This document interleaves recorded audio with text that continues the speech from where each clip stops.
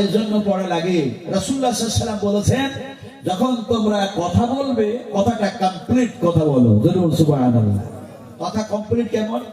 আপনি যদি বলেন আমি আগামী কালকে বাদুরিয়ায় যাব, আপনি যদি বলেন আমি আগামী দিন অমুক জায়গায় গিয়ে খেতে আমি খাবারে সেখানে কাজ করব, অথবা আগামীকাল আমি যেন দেখা যায় আমি এই কাজটা করব, এই কথাগুলো হচ্ছে আনকমপ্লিট, অসম্পূর্ণ কথা।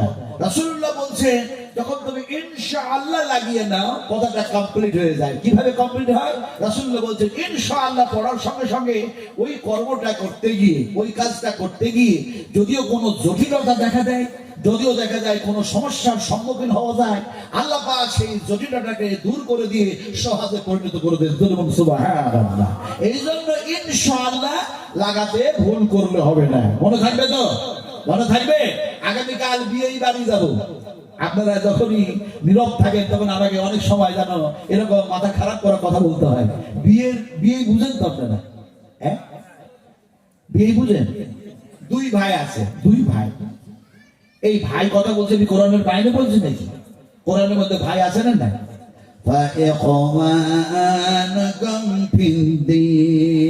তোমরা সব দিনই ভাই ভাই হয়ে যাও। জরুর সুবহানাল্লাহ। এখন ভাই তো আমরা বুঝি তো। এখন দুই ভাইয়ের দুই স্ত্রী, ওরা দুইজন কে হয়? আমরা তো দুই ভাই, কিন্তু স্ত্রী ওরা দুজন কি হয়? হ্যাঁ, যাই যায় যা হয় যা হয়। হাত থেকে কোনো জিনিস ছুটে পড়ে গেল, এই যা ভেঙে গেল রে, নষ্ট হয়ে গেল, ও এক যা আর ই এক যা। এই দুই যা কি একরকম? একরকম নয়। একটু ভালো করে বুঝুন আমার ভাইরা, সোনাটুরেরা। কথা যেন বলতেছিলেন যে আল্লাহ সুবহানাহু ওয়া তাআলা নবী বলছেন যে তোমরা যখন ইনশাআল্লাহ পড়ে নাও তখন সে কাজটা কমপ্লিট হয়ে যায়। এখন আগামীকাল বিয়ে বাড়ি যাব, ইনশাআল্লাহ পড়ুন। রাস্তার মধ্যে, পথের মধ্যে কোনো জটিলতা যদি হয়ে যায়, জটিলতার সম্মুখীন হন, আল্লাহ পাক সেটা সহজে পরিণত করে দেবেন। সুবহানাল্লাহ।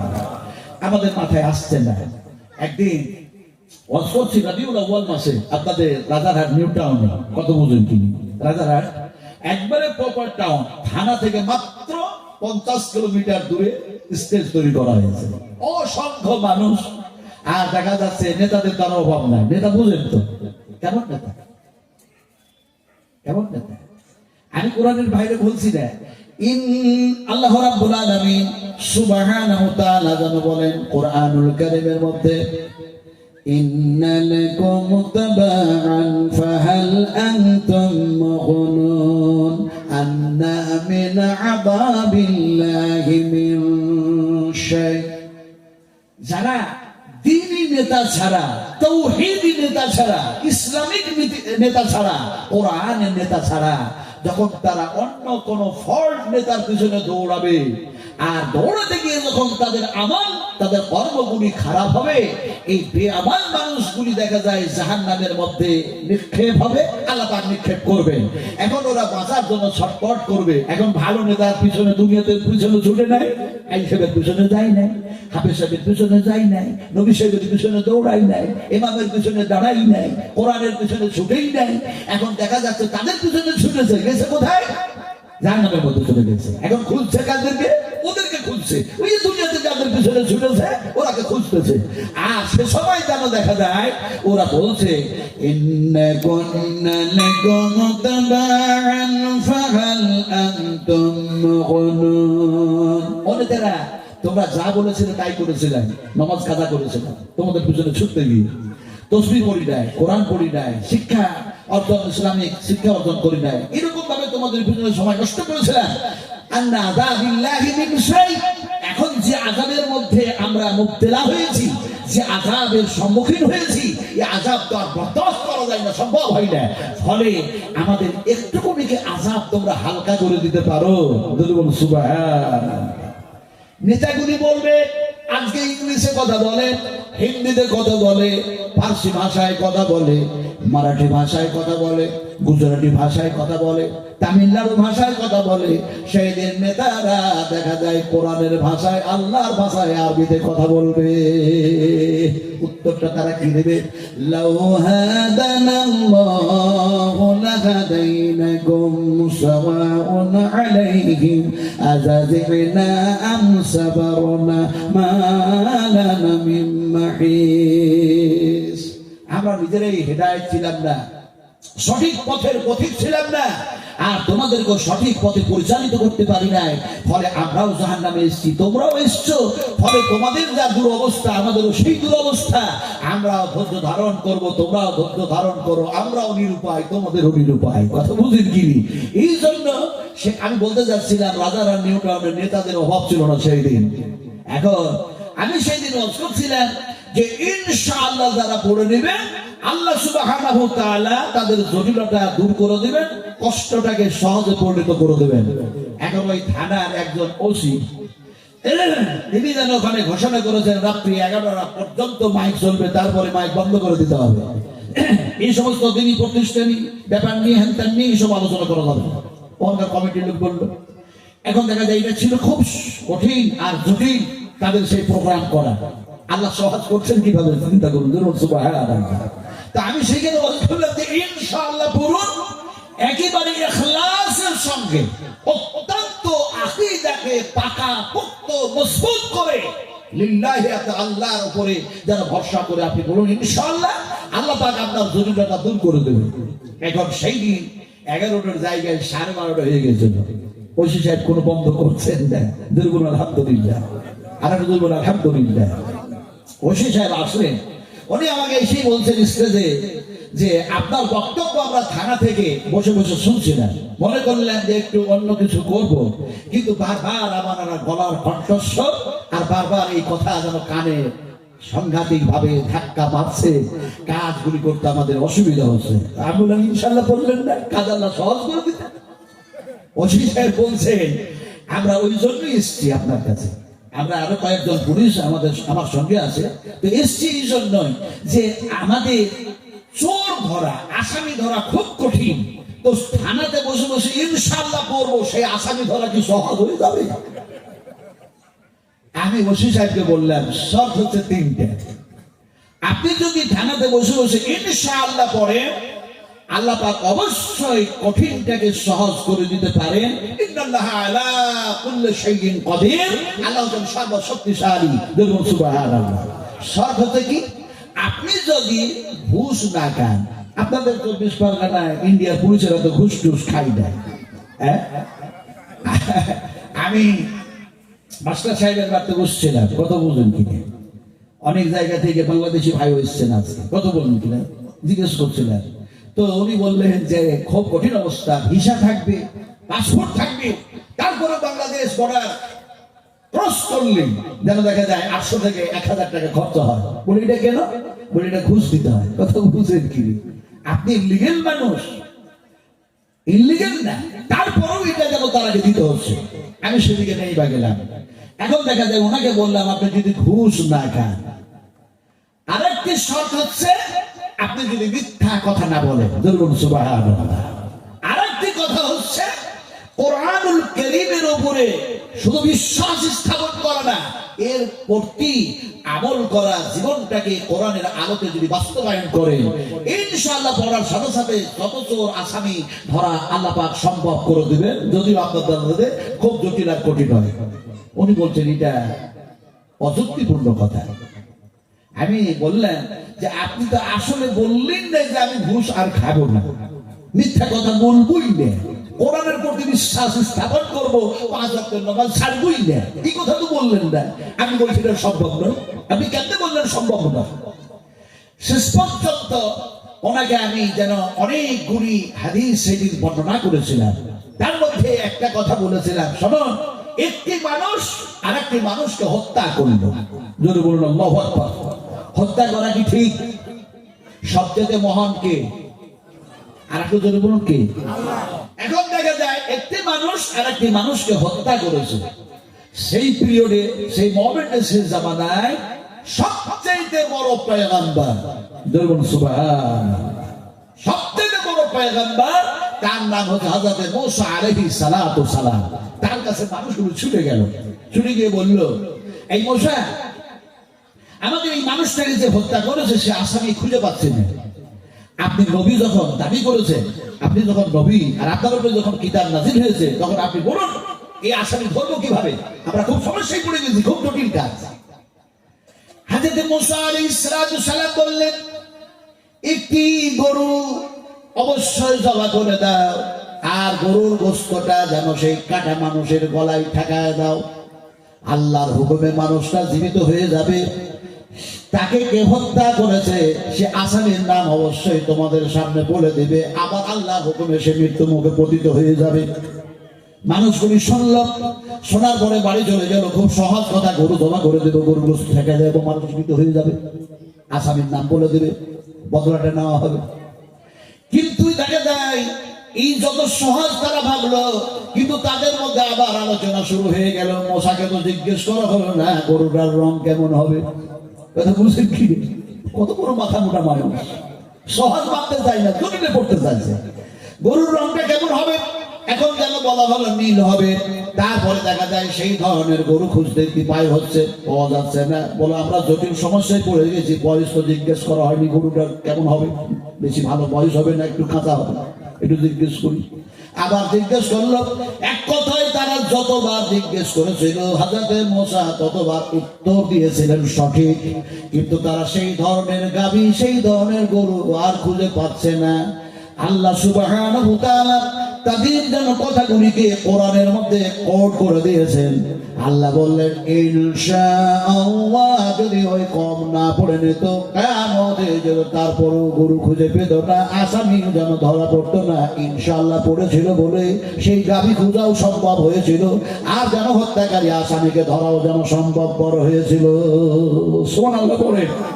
এখন ওসি সাহেব বলছেন এটা সৌদিয়ার ব্যাপার, এটা ইন্ডিয়ার ব্যাপার নয়। আসলে ব্যাপারটা কি? ব্যাপারটা হচ্ছে যাদের ঘুষ খাওয়া অভ্যাস থাকে, যাদের এমনি করে মিথ্যা কথা বলা অভ্যাস থাকে, কোরআনের প্রতি আমল থাকে না, তারা এই ধরনের কোরআনের বিরুদ্ধেই কেন কথা বলবে? আপনারা বলুন তো, সত্য কথা বলা ভালো না খারাপ? আর মিথ্যা কথা বলা কি? আমরা তো মিথ্যা কথা বলি নাকি?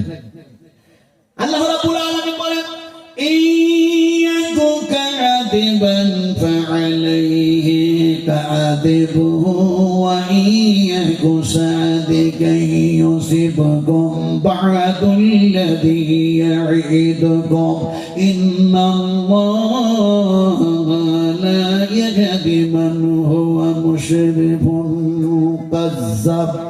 আল্লাহ রাব্বুল আলামিন বলেন, যারা সীমা লঙ্ঘনকারী হয়, সীমা অতিক্রমকারী হয় আর মিথ্যাবাদী হয়, আমি আল্লাহ সুবহানাহু ওয়া তাআলা তাদেরকে হেদায়েত করি না। হেদায়েতের মানে আল্লাহ। তাহলে বুঝতে চাইলে আমি সংক্ষিপ্ত আলোচনা করবো, যেহেতু আমি খুব ক্লান্ত মানুষ, বুঝলেন কি? খুব ক্লান্ত মানুষ, শরীরটা আজকে প্রচন্ড খারাপ হচ্ছে, বারবার ওষুধ খাওয়াচ্ছেন মাস্টার সাহেব। কথা বুঝলেন কি? আল্লাহ পাক ওনার হায়াতকে দারাজ করে দে, ওনার রিজক আল্লাহ বরকত দিয়ে দেন। আল্লাহুম্মা আমিন, আল্লাহুম্মা আমিন। এক কথা বলছিলেন কি, যে সংক্ষিপ্ত আলোচনা করবো, মুক্তাসর আলোচনা। এখন দেখা যায় ইনশাআল্লাহ এই যেটা আমরা পড়বো, তো ইনশাআল্লাহ যে পড়বো, তো আমাকে চিনতে তো হবে, বুঝতে তো হবে যে ইনশাআল্লাহ কি জিনিস, এটা বুঝতে হবে না হবে না বলুন। এখন দেখা যায় এই যে দেখছেন এটা কোরআন, এই শুধু শুধু যদি বলি এটা কোরআন কোরআন, কিন্তু কোরআন কি? কোরআনের অর্থ কি? এটা ফুরকান, ফুরকানের অর্থ কি? এটা কোরআনুল মাজিদ, তো মাজিদের অর্থ কি? এটা আসলে বুঝতে হয়। না বুঝলে শুধু বলি কোরআন কোরআন, তাহলে আমি কি করে এই কোরআনের প্রতি আমার মহব্বত আর কোরআনের সঙ্গে আমার সম্পর্ক করবে? ব্যাপারটা হচ্ছে আগে বুঝতে হয়। বুঝতে হবে না হবে না?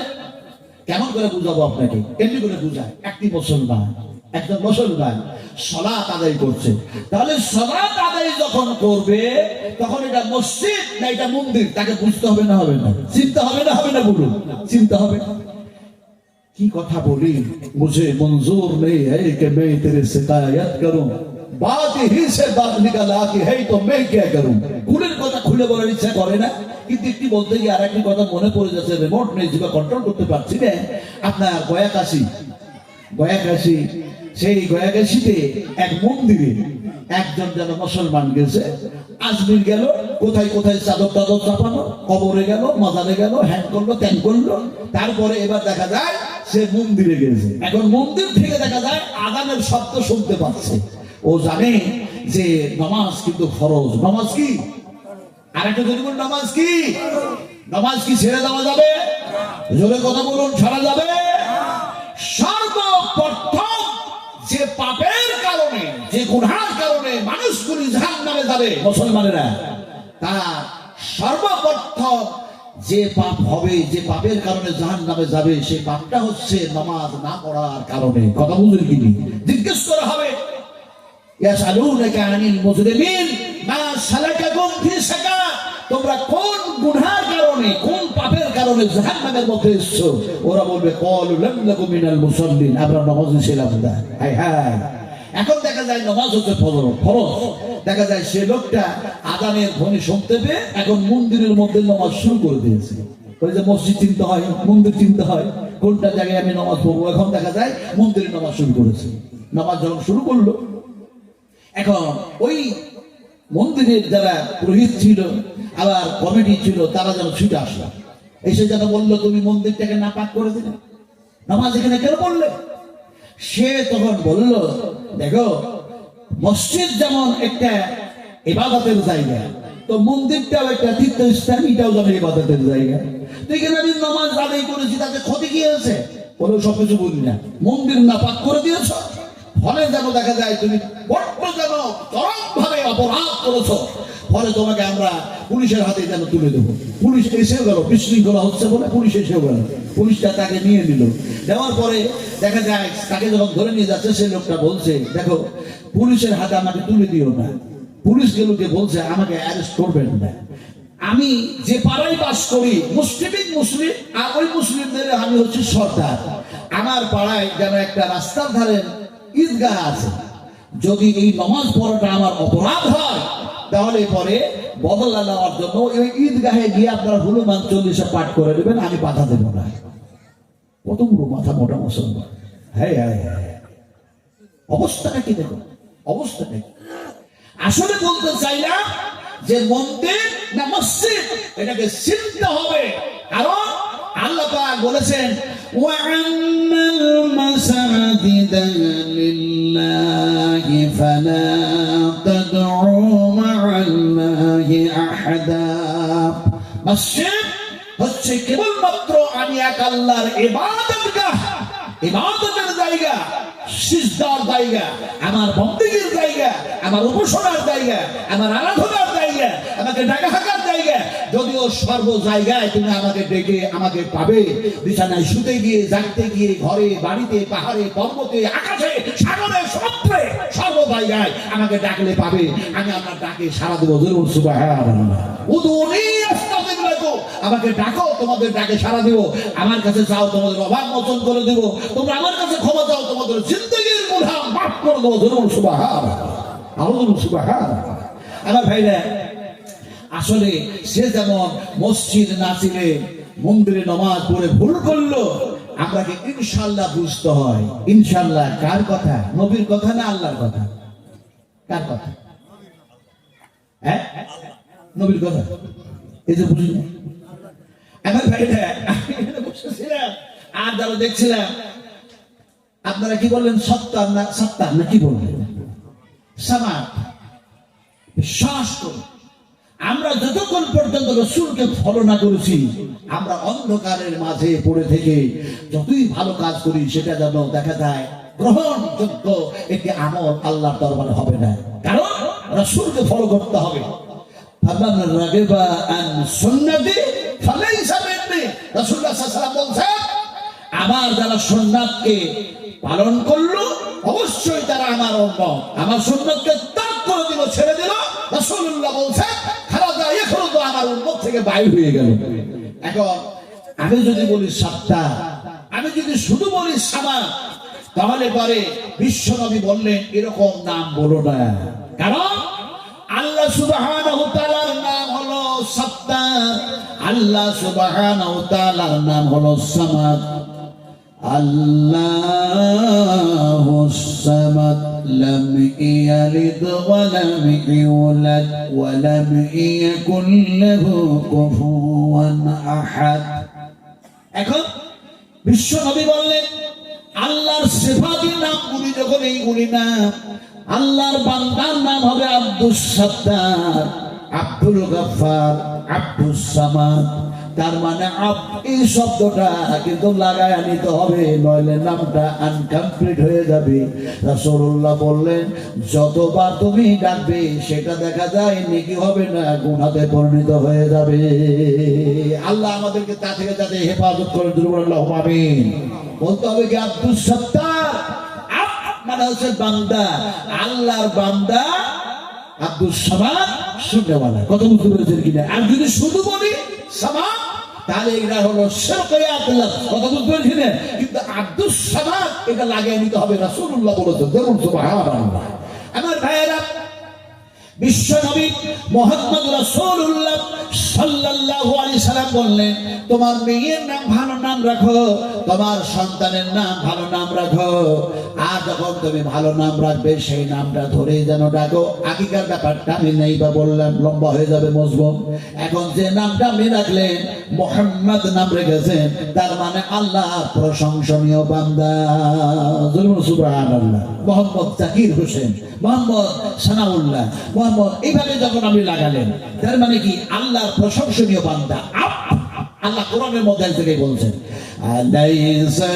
আলাইসাল্লাহু বিকাফিন আবদাহু ওয়া ইউকাব্বিরুনাকা বিল্লাযী মিন দুনিহি আল্লাহ পাক বলেন আমার বান্দার জন্য আমি আল্লাহ কি যথেষ্ট নয় পরিপূর্ণ নয় আমি আল্লাহ তো যথেষ্ট পরিপূর্ণ তারপরও মিন দুনিহি তোমরা আমাকে বাদ দিয়ে কেন তোমরা অন্যদিকে দৌড়াবে তার মানে আল্লাহ এবং আল্লাহ রাসূলের যে সায়েন্সের যে প্রসেস সেই প্রসেসে আমাদেরকে জীবন জিন্দেগি যেন পরিচালিত করতে হবে ইনশাআল্লাহ বলুন ইনশাআল্লাহ বলুন একটু জোরে বলুন ইনশাআল্লাহ জোরে বলতেন না কেন আপনি জোরে বলুন ইনশাআল্লাহ কেউ বললেন নবীর কথা এটা নবীর কথা না এটা হচ্ছে আল্লাহ পাকের কথা যেমন কোরআনের মধ্যে এক জায়গায় এসেছে আপনারা কি বিরক্ত হচ্ছেন নাকি আমি কোরআন থেকে ওয়াজ করছি বিরক্ত হচ্ছে বিরক্ত হওয়ার কোনো কথা নাই ভালো করে শুনুন যতক্ষণ মন দিয়ে শুনবেন আল্লাহে আল্লাহর কসম খেয়ে বলি কোনো কিছু না হলে এই কোরআন এমন এক কেমিক্যাল যে আপনার ইমানের জং মরিচা সাফ করার জন্য এটাই হচ্ছে যথেষ্ট জোরে বলুন সুবহানাল্লাহ আমি পরে আলোচনা করবো যথেষ্টটা পরে আলোচনা করবো ভালো করে বুঝুন এই কোরআনের মধ্যে আল্লাহ পাক বলছেন এক জায়গায় কোরআনের মধ্যে এরকম বলছেন ইনশাআল্লাহু মিনাস সাবিরিন ফালাম্মা আসালামা ওয়া তাল্লাহু লিল জাবিন ওয়া নাদাইনাহু আইয়া ইব্রাহিম ইনশাআল্লাহ শব্দ আসলো এটা হচ্ছে আল্লাহ পাকের কালাম আল্লাহ পাকের কথা জরুর সুবহানাল্লাহ এখন এই কোরআন ছাড়াও আমরা দেখি অনেক সময় সুবহানাল্লাহ পড়ি না আসলে আজকে আমি বলতে চাইছি দিন বুঝতে হবে রিসালাত বুঝতে হবে রাসূল বুঝতে হবে কোরআন বুঝতে হবে মসজিদ বুঝতে হবে মাদ্রাসা বুঝতে হবে এক কথায় বুঝে না বুঝে যদি আমরা কাজ করি ভুল হয়ে যাবে কথা বুঝতে পেরেছেন না পারেন না ফলে বুঝতে হবে আজকে বুঝের কথাটাই আমি আলোচনা করবো আজকের বিষয়বস্তু হচ্ছে আমার এটাই এখন দেখা যায় আমরা বলি সুবহানাল্লাহ তো সুবহানাল্লাহ বুঝতে হবে না সুবহানাল্লাহ কি জিনিস আমরা জানি আসসালামু আলাইকুম ওয়া রাহমাতুল্লাহ আসসালামু আলাইকুম রাহমাতুল্লাহ তারপরে বললাম কি আল্লাহু আকবার একবার তারপরে বললাম আস্তাগফিরুল্লাহ তিনবার তারপরে দেখা যায় আরো অনেক কিছু বলে নেওয়ার পর তারপরে বলি কি সুবহানাল্লাহ এরকম বলি না তাই এটা কি হয়তো আমরা বুঝি এটা তাসবিহ কেউ বলে এটা জিকির কেউ কেন বলে আরো কিছু কিন্তু শুধু যদি তাসবিহ বুঝি এটা তাসবিহ এটা যদি জিকির এতটুকু বুঝি তাহলে সম্পূর্ণ বুঝলাম না এটা তাহলে কি সম্পূর্ণ বুঝার জন্য কি এটা শুধু তাসবিহের মধ্যে সীমিত নয় জিকিরের মধ্যে সীমিত নয় এটা যেন আল্লাহ পাকের কালাম আল্লাহ পাকের যেন কথা সুবহানাল্লাহ এই কথা যেন কোরআনের মধ্যে এসেছে যতবার পড়বেন তাসবিহ নয় আল্লাহ পাকের কোরআন তেলাওয়াত করা হয়ে যাবে যেমন কোরআনের এক জায়গায় আছে সুবহানাল্লাযী أسرى بعبده ليلا من المسجد الحرام إلى المسجد الأقصى এই শব্দগুলি দিয়ে এই আয়াতগুলি দিয়ে এই বাক্যগুলি দিয়ে আমি হযরত নবী করিম সাল্লাল্লাহু আলাইহি সাল্লামের মিরাজের কথা আলোচনা করতে চাইছি না তবে সুবহানাল্লাযী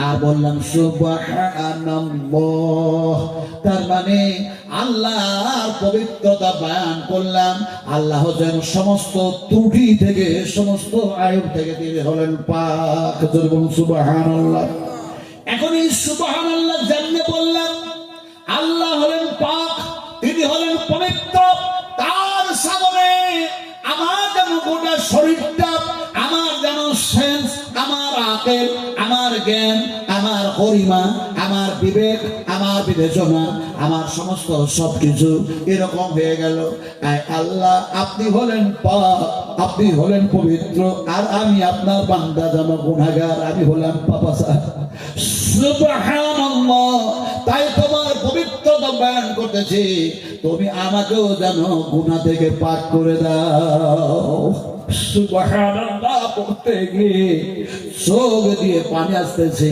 মনের মধ্যে যেন ভয় হয়েছে ভয় সৃষ্টি হয়েছে সুবহানাকা আল্লাহুম্মা রাব্বানা ওয়া বিহামদিকা আল্লাহুম্মা গফিরলি তুমি আমাকে ক্ষমা করো পাক করো পবিত্র করো গুনাহ থেকে পাপ থেকে আপনি কথা যখন বলছেন আপনার ভয় সৃষ্টি হলো খোদা ভীরু হয়ে গেলেন সেই সময় যেন আল্লাহর ভয়ে ভীত হয়ে চোখ দিয়ে অশ্রু প্রবাহিত হয়েছে নাকের যেন ডগা পর্যন্ত চোখের পানিটা আসে না এবং সবাই যেন দেখা যায় সুবহানাল্লাহ পড়তে গিয়ে কান্না করে ফেলেছেন আল্লাহ যেন লক্ষ্য করেন আর যেন ডাক দিয়ে বলেন ইন্নাল্লাহা গফুরুর রহিম আমার পবিত্রতা বয়ান করতে গিয়ে এত ভয় ভীত হয়েছো ফলে তোমাকে আমি গুনাহ থেকে পাক করে দিলাম আমি তোমার জীবনের গুনাহ মাফ করে দিলাম বলুন সুবহানাল্লাহ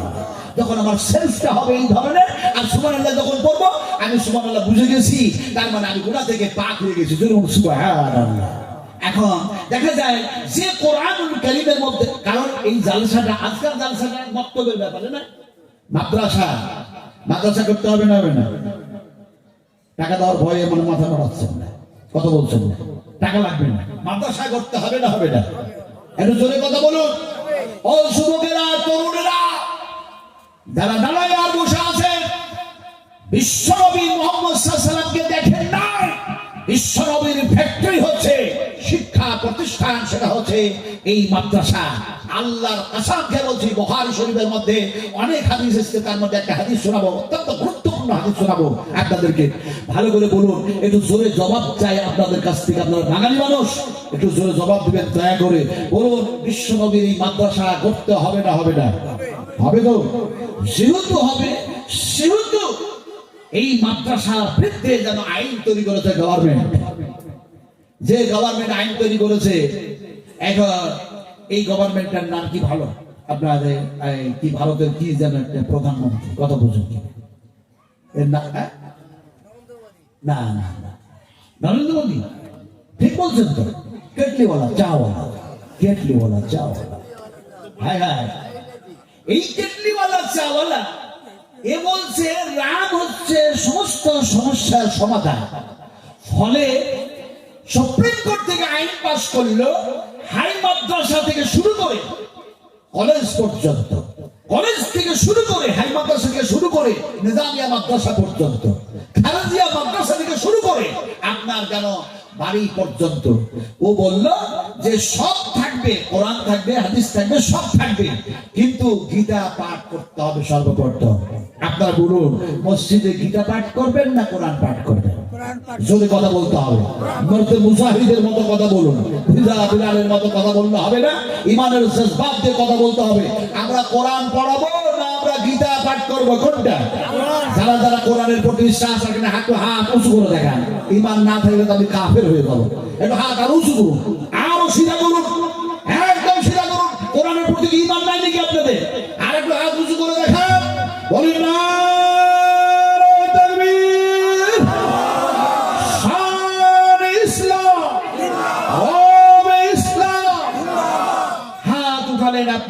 এটা কার সুন্নাত আদায় করলেন? না বুঝে হাত উঠায় দিলেন আমার কথা শুনে, বুঝেন না তাহলে হাত দিয়ে উঠালেন, কোন নবীর সুন্নাত আদায় করলেন? বুখারী শরীফ হাদিস। বিশ্বনবী মুহাম্মদ রাসূলুল্লাহ সাল্লাল্লাহু আলাইহি ওয়াসাল্লাম হাজ্জাতুল বিদআ জীবনের শেষ হজ করছেন, অগণিত সাহাবা کرامদেরকে সঙ্গে করে নিয়ে।